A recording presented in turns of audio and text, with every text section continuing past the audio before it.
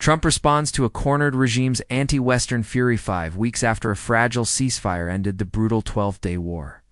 Iran's ruling regime shows no sign of backing down. Instead, the Islamic Republic, battered militarily and politically, has chosen to double down on its aggressive anti-Western ideology. The leadership, increasingly isolated and desperate, now clings to confrontational rhetoric as a survival strategy. This week, Iran's supreme leader, Ali Khamenei, dismissed U.S. claims about the scale of damage inflicted on Iran's nuclear facilities during the recent conflict. In response, President Donald Trump delivered a sharp rebuke. "Let me be clear," Trump said. "Our B-2 bombers, these incredible machines, flew non-stop for 36 hours. Every single target was hit with precision. We also launched 30 missiles. From submarines, fired from hundreds of miles away, all of them struck their intended targets." His message was unmistakable. The U.S. doesn't bluff. Later, when asked by a reporter whether he intended to return to diplomacy with Tehran, Trump remained firm. "Their behavior has been entirely inappropriate," he said. "They didn't speak the way they should have. They said the wrong things. That's on them." Still, he left the door slightly ajar. They're free to come back to the table. But it must be from a different starting point, because now they've been hit hard. Meanwhile, the Iranian regime has continued to insist that uranium enrichment will proceed, regardless of international pressure. Iran's foreign minister, in an interview with the Financial Times, made clear that things cannot go back to the way they were.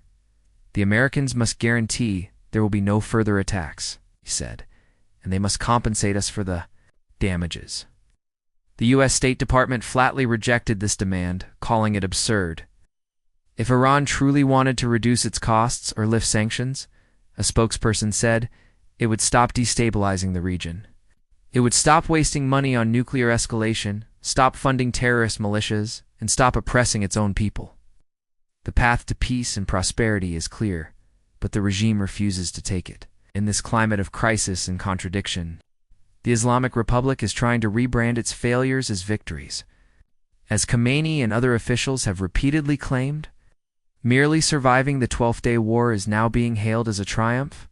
The regime is once again draping itself in the language of national defense against foreign aggression, attempting to rally the population through fear and hostility toward the West.